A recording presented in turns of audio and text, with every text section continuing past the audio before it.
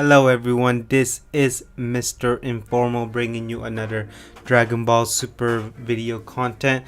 I just want to speak and talk about something that was brought up in episode 110 from the subtitle. It is called Ultra Instinct.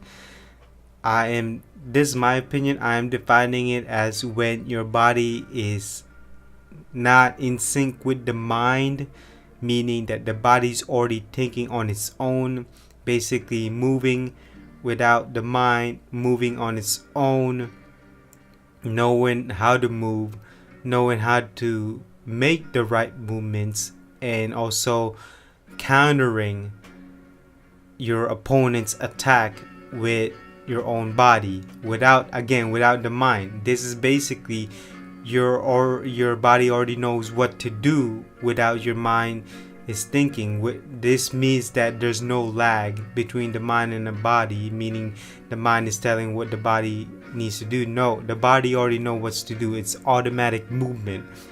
That's how I define it as. And in Dragon Ball Super 110, it is explained by one of the Kaio that this ability or this type of movement is something that all gods of destruction cannot attain. Even current god of destruction, nobody has been able to attain it, has been to acquire it, or has been able to master it. And when that was brought up, basically Dragon Ball Super shows every god's Kaishin of every universes. This basically saying that you might have surpassed all gods of destruction. Now, it's not saying that you are stronger than the gods of destruction, because there's a big difference between physical activity or physical technique and raw power. So there's an absolute difference, and that was quite interesting. That's something that the god of destruction cannot attain. Now, does that mean that the Daishinkan has it? Well, I do not know. It hasn't been explained.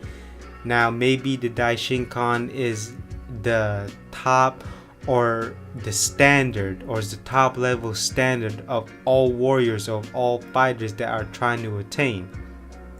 Now, Wiz says that even Beerus could not attain it or couldn't even master it, and somehow Goku is able to attain it, not master it, as again he has not mastered this transformation or this type of technique. It reminds me of when King Kai taught Goku the how do you explain that? Oh man, I just forgot. My mind went blank. The Kaioken. There we go. The Kaioken. When King Kai was teaching Goku the Kaioken, it was a certain ability that he could increase his raw power, his speed, his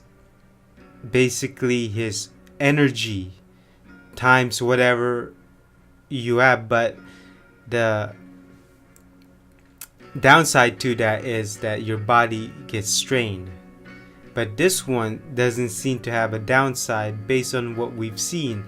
Not only that, we don't fully understand this transformation yet, but the ability to have an automatic movement without the mind in it is something that gods of destruction cannot even attain, and yet Goku has attained. And sooner or later Goku will probably master it, and it's already been established since he has attained it. Same thing with the god level transformation. He has attained it and now he mastered it. And god of destruction are feeling a little bit nervous here, because when that happens, it seems like